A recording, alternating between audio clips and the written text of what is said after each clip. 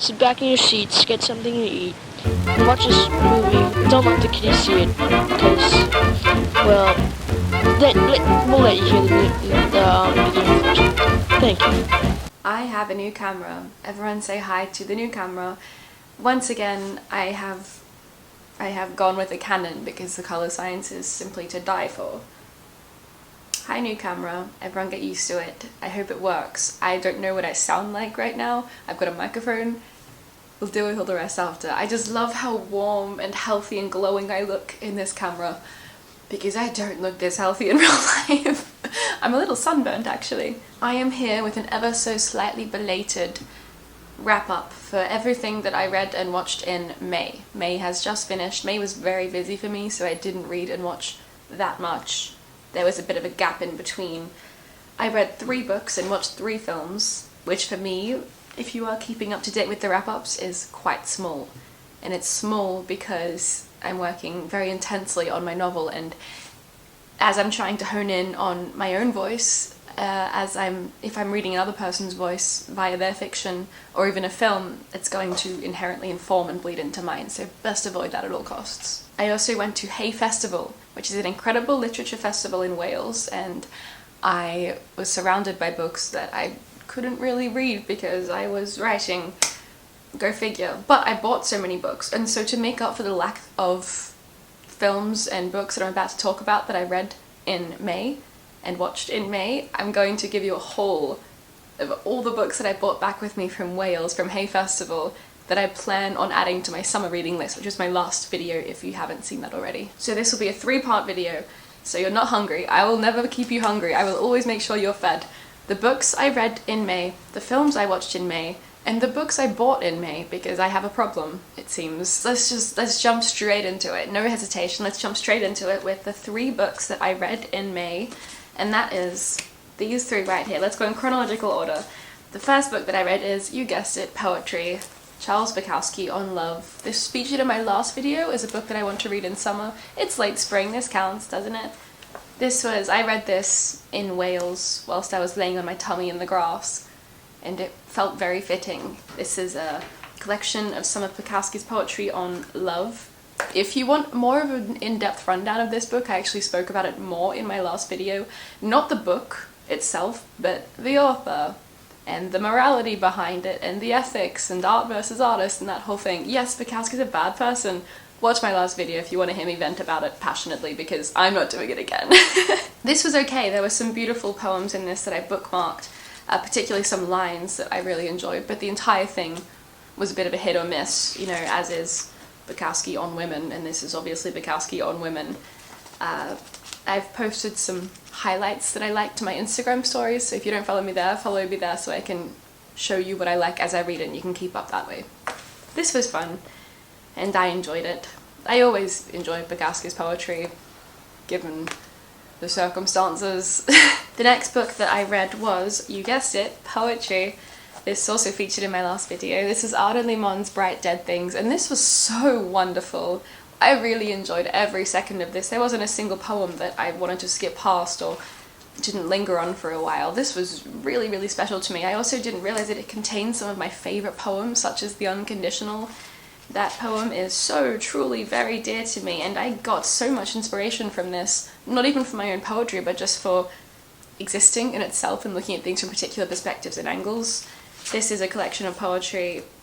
I mean, I suppose the consistent themes is just humanness and the selfhood, if that's how you say it. A bunch of different themes, but all connected by just this really intrinsic kind of perspective. This is so real and so raw and so human, and I've underlined so much because it was so dear to me. You probably can't even see it as I'm clicking through. I've also posted photos of this that I like on my TikTok and Instagram stories, so again, follow those to keep up on my annotations as I post them. But I recommend this so incredibly much, whether you are new with poetry or dabble in poetry or a poetry fanatic, well seasoned in poetry. I recommend this inordinately. The last book that I read in May is Simple Passion from Annie Ernaux, and I believe I also featured this in my last video. I said I was going to read those books in summer. It's late spring. It counts. This is a super quick little, I wouldn't even call it a book, I'd call it more of an essay, more of a recount style essay of Annie Ernaux's experience as she was in love with a married man. And this is a very raw tell-all confessional piece. There's pieces that feel like I'm reading her diary. I suppose I am. It feels like I'm reading her brain as she's writing it. We're really inside of her, and she's so vulnerable with this and so trusting with the reader, and that's what it is to be a writer, you know? I always say this, to be a writer is to be an exhibitionist, because she is bearing all here. And just in these few pages, it was very special and also very relatable, the way that she just admits to completely losing herself to just this guy, some man. She loses herself completely, and then when it ends, she inherently has to find herself again, and it's just a really beautiful, special read, and very personal, very dear to me. Gosh, that was fast, wasn't it? Before we jump into films, we're going to have a quick word from today's wonderful sponsor, Squarespace. I've worked with Squarespace many times before, and I adore Squarespace because it is a platform that makes the whole process of creating and maintaining websites so seamless and, dare I say, enjoyable. I say this from personal experience because I wanted to give back to my community who support my creative endeavors, so I built an online literary and arts journal / lovely little arts community via Squarespace. You can submit your poetry, fiction, art, and essays to me based on the monthly prompts, and I just might publish your work. Squarespace is so great for turning passion projects into professional projects and morphing dreams and concepts into tangible realities. This is done simply by the Fluid Engine design system and Squarespace Blueprint, which is a guided design system to assist you in crafting a completely personalized website. There's elements I'm excited to eventually incorporate, like an online store with flexible payments. It's all so fun and easy to design, and you can so easily set up your own site too. Head to squarespace.com/Dakota Warren to save 10% off your first purchase of a website or domain using code Dakota Warren. Okay, and films. I watched 3 films in May, but they were pretty good films. The first film that I watched in May was Lady Macbeth, 2016, directed by William Oldroyd.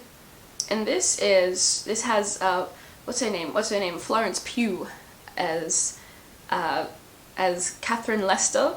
And basically, she's married into this wealthy family, and her husband is absolutely awful, this rotten guy, and the entire family are just rotten and awful, and all the staff are rotten, and everyone's corrupt. But I think it's a tale of corruption, you know, and how she defeats this. Because at the beginning, we're feeling so much sympathy for her as she's surrounded by all these nasty, greedy men.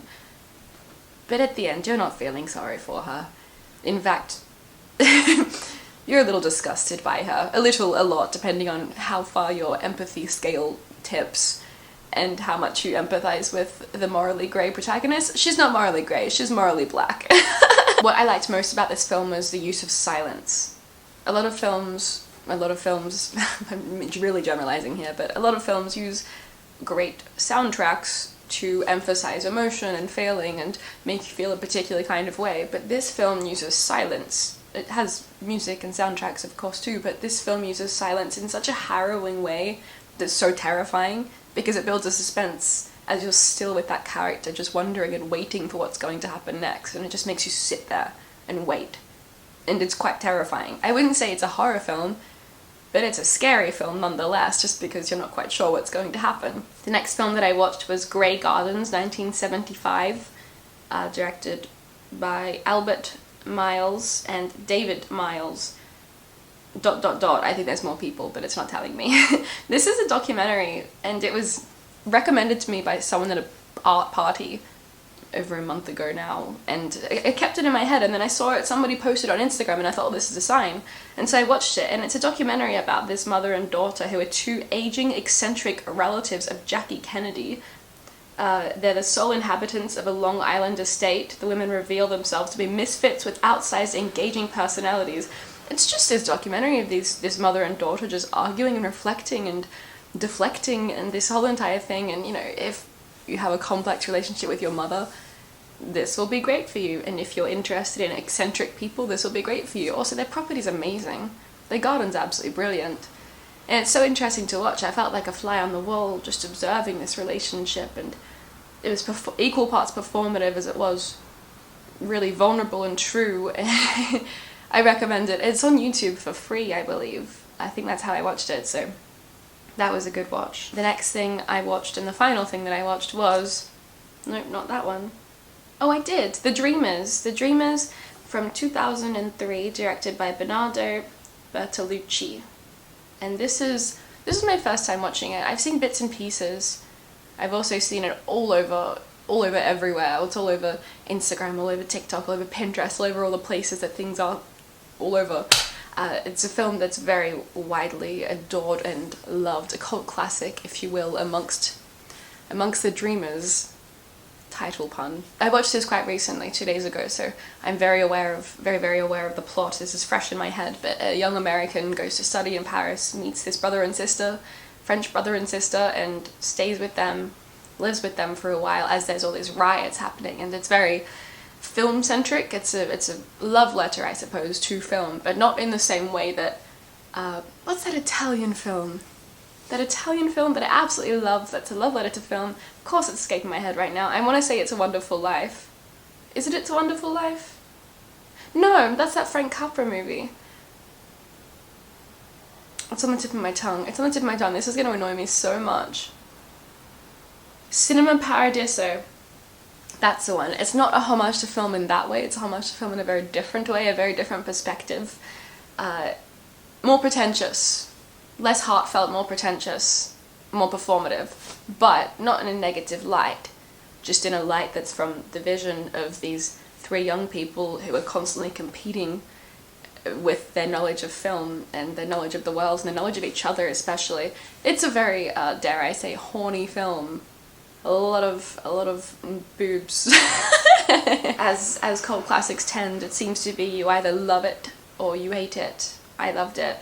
Go figure. Now we've reached the part that is potentially the most exciting, and that's all the books that I bought in Wales at Hay Festival. If you don't know what Hay Festival is, it's a beautiful festival centred on literature and history and politics and arts and all these wonderful things in the Welsh countryside, and for the past 3 years Tik Tok have kindly brought me there, and it's so wonderful to be able to go with them and witness all this incredible culture and literature and speak to this place, because all these presenters, these artists, there's authors, there's historians, and you're in a room with them and you can just chat to them and then you go and watch their talks, and there's a giant bookshop. There's so many giant bookshops. It's a book town. It's wonderful. I could be super misleading right here and take a still from me holding all these books and put it as the thumbnail. You know what, I will. And there's nothing you can do to stop me, even though I only read 3 books. These are the books that I bought in Wales. There was more, but I left one on the train, which I'm really upset about, but it's fine. There's no order to this. There's just a whole bunch of books. I don't even want to count them. We're just going to get through them. We're going to start with the top, and the top is... This is Prairie Dresses, Art and Other by Danielle Dutton. I actually filmed a haul on my TikTok and then deleted it by accident. It was like a 6-minute haul, and so I guess I'm redoing it now. This is, I didn't know what this was, but I flicked through the pages. First and foremost, I'm drawn in by the title and the minimalist cover. And then I flicked through the pages and it seems really interesting and experimental. And I think it is. It's an absorbing assemblage of surrealist prose threaded with deep unease. I like surrealist prose. I like deep unease. Also, the theme for my literary and arts channel, why am I stumbling over my words right now? The theme for my literary and arts channel this month is surrealism. And so this month I'm absorbing as much surreal media, culture, literature as I can. I'm thinking of even doing a video on it actually. Like a little video essay style piece. We'll see how I feel because I've got a very busy month ahead. Again, busy girl. This looks exciting and fun, so I'll let you know how it goes. I don't have anywhere to put these now. Okay, I'm just throwing it. Next up, so one of the speakers at the festival was my hero, my literary idol, Jeanette Winterson. If you've been on this channel recently, or even not recently, but for a while, you will know how much I adore her works. Her work written on the body changed my life, and Oranges Are Not the Only Fruit, incredible. And so I wanted to pick up more of her works. I've got more of her works in my shelf right now. I've got The Passion, I've got Sexing the Cherry, I've got several others. I've got Frankenstein, but I've not read those yet. But I wanted to pick up more because, you know I like her works. I also, like, in watching her speak, she's absolutely brilliant. That was incredible experience. And so I got Art Objects, Essays on Ecstasy and Effrontery, which is a collection of essays. I love to read essays from authors whose fiction I love, because I love to see how people go between prose, fiction and non-fiction. These interlocking essays uncover art as an active force in the world, neither elitist or remote, present to those who want it, affecting even those who don't. Winterson's own passionate vision of art is presented here, provocatively and personally, in pieces on modernism, autobiography, style, painting, the future of fiction, and 2 essays on Virginia Woolf, love. And more intimately, in pieces where she describes her relationship to her work and the books she loves. I want to know what Jeanette Winterson is reading. I need to know what Jeanette Winterson is reading to be able to write like that. So there's that one. And then I got The World and Other Places, with this wonderful centaur on the cover. This is her first collection of short stories, and I'm not very much a short story person these days. I used to be, but now I like to commit to a book. I feel like it's more of an experience. Obviously your taste waxes and wanes as you grow and evolve and that kind of thing, so I'm wondering if this will be the book that, be the author that gets me back into short fiction, flash fiction. Then I got Art and Lies. This title, my 2 favourite things. This is in the near future London. My 3rd favourite thing. Sappho, Picasso and Handel each set upon the same plan, to flee the city by train. Finding themselves fellow passengers, the poet, the painter and the musician discover their fates drawn together by a curious agency of a book. That, I remember reading this when I was in the bookstore at Hay on Wye and thought to myself, I have never heard of a more perfect plot. I have, but this is on par with them. And so I'm very much looking forward to reading this summer. Am I even going to read that much this summer, considering that I'm currently editing my novel? You know what though, I think I'm going to be done in a few days, because I've got like 3 pages left to edit. The way I'm whispering that, like I shouldn't be telling you. I've got 3 pages or so left to edit, and then I submit that, and then I have a good gap where I don't have to edit for a while, and I'm gonna read. I have so many films, so many books. This might be a big month, June. We'll see. After that, I got The Glutton by A.K. Blakemore. The blurb for this sold me. The 18th century is drawing to a close and unrest grips France. Tartare has been born into a life of slender means, but when a sudden act of violence ignites in him a ferocious appetite, his extraordinary abilities to eat make him marvel throughout the land. Travelling to Paris and beyond, through the heart of the revolution, is journeys into a world of upheaval and depravity in which the hunger of one peasant is matched only by the insatiable demands of the people of France. A Baroque triumph, unforgettable, shocking, sensual, moving, unfailingly original, a tour de force of sustained, visceral brilliance. The reviews for this are amazing, and what a unique plot, someone who can just eat a whole bunch as a metaphor for greed in Baroque France. This is wonderful. I will let you know how this goes. The next books, I suppose there's 3 of them, Stephen Fry gave them to us. That's such a funny sentence. Yeah, Stephen Fry just gave me 3 books. But, because obviously I was there with TikToks, and so he gave all the people there with TikTok 3 of his books. So we have Troy, Mythos, and Heroes, and I believe they're all fiction? Yeah, they're all fiction, so they're all Greek retellings, I know they're all Greek retellings. I just haven't read them. I've never read anything from Stephen Fry before, but I suppose now is the time to start. See, I used to be super into Greek mythological retellings, but then I stopped. And so I wonder if I'll get back into it the same way that I used to love it, or if my taste has evolved since then. I think with Greek mythological retellings, I prefer them as metaphors for other things rather than fleshed out in entire bodies of fiction. I'd rather them be applied to a different context to represent something, or that kind of thing. So I'm interested to see how these go. These aren't on my to read in summer list, because my to read in summer list is more pressing and more related to my current interests, but this is going in my bookshelf, and I will eventually, when I go back through a Greek mythology phase, will pick these up. I should have opened with this next book, because you guys are gonna eat it up, but Faber ever so kindly sent me Sally Rooney's new book, Intermezzo. It's not out until September.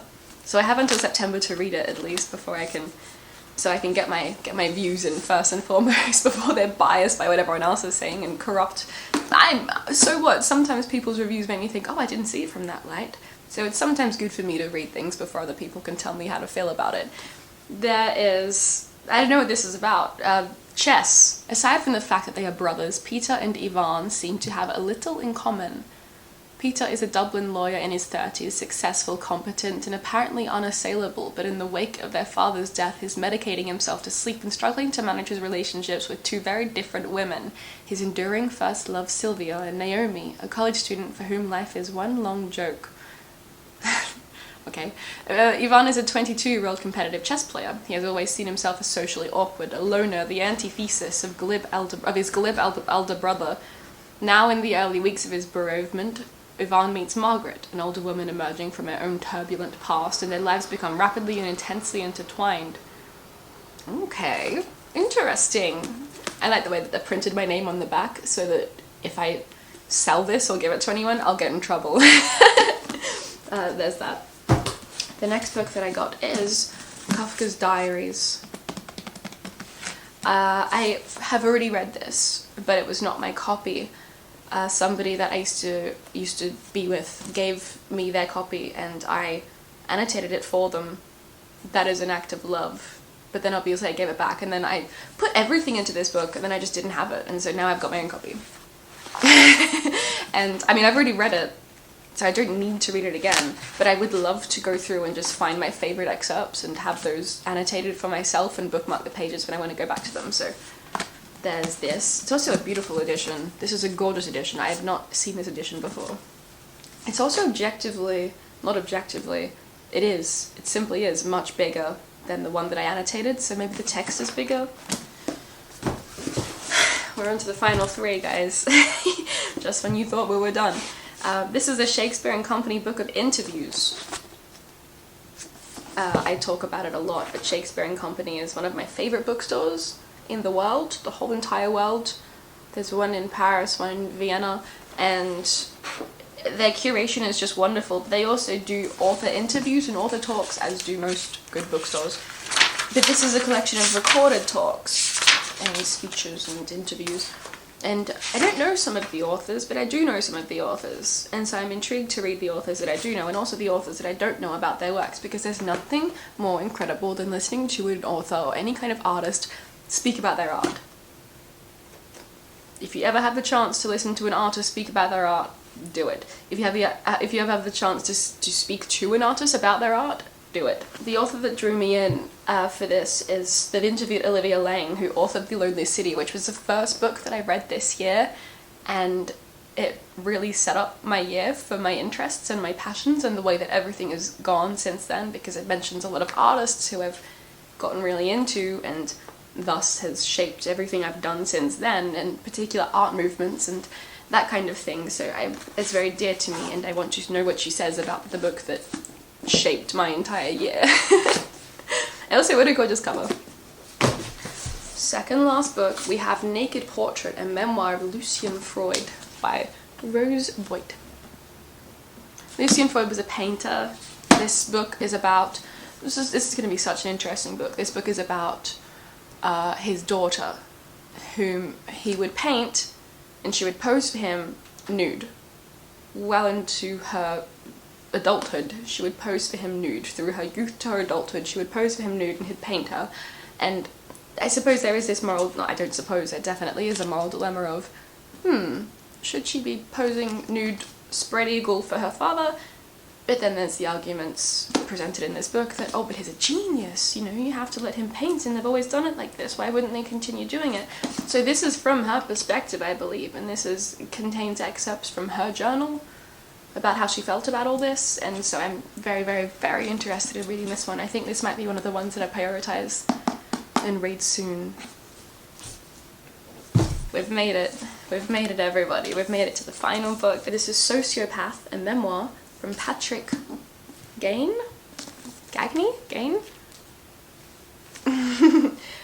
This I have heard mixed things about. I've had some friends who have read it, and some friends have said it's really refreshing and unlike anything else I've read, and some friends have said it's performative, and some friends have said that it's incredible, brilliant. And so I'm really excited to read it, because when things have such strong mixed reviews, not just mixed reviews, but strong mixed reviews, as in you'll either love it or despise it, Oh, I already know I'm going to love it. She's an extraordinary character and a woman you'll never forget. Except she's not the fictional protagonist of a novel or film, she's real, and her electrifying, dryly funny memoir will make you reconsider everything you thought you knew about bad, even sometimes criminal behaviour. So obviously this is about somebody diagnosed with sociopathy from their perspective. And it reminds me of a book that I read when I was much younger. I think it's called Diary of a Sociopath or something. I don't remember exactly what it's called. If I remember it, I'll put it on the screen. And that was really interesting and actually inspired a lot of things that I wrote all those years ago. Just the idea of somebody being so unfeeling, but it being so normal and natural for them, and just kind of observing everything from this really particular lens of this unfeelingness and this observation. So I'm really interested in this. I used to think that I was a sociopath. My entire life I thought that I was a sociopath because I've always struggled with empathy, but it turns out that I just needed to wait for my frontal lobe to develop, and then I got empathy. Lo and behold, I have strong feelings about many things. Many things. I think it's a rite of passage that everybody at one point in their life considers that they're a sociopath, right? I'm not. I just want to clarify that. I don't think I am, because I feel very strongly. I just had to wait for my frontal lobe, my sweet prefrontal cortex, to snap into place and to develop and give me access to my full brain, or most of it, or not most of it, enough of it to feel strongly about many things, including people. I was just about to go on an entire rant about how I never thought I'd fall in love, but I don't think it's really relevant, is it? I mean, I fell in love the first time when I was 24 years old. I'm 25 for the record, so the first time I fell in love was 1 year ago. And all my friends had fallen in love when I was 16 and that kind of thing, and so that was making me think, you're a sociopath, you can't love. I just had never met anybody that I wanted to love. Simple as that. If you're watching this and you're in that position, you're fine. Everything's fine. Anyway, that's my 3 parts. That's everything. And I have to go now because I have a meeting, and then I'm going to go see a film. One of my favourite films. I'm going to go see Daisy's 1966. Check New Wave. I've probably spoken about it on this channel, and if I haven't, it's one of my favourite films, perhaps my favourite film, and you should watch it. I love you very much, and I will talk to you soon.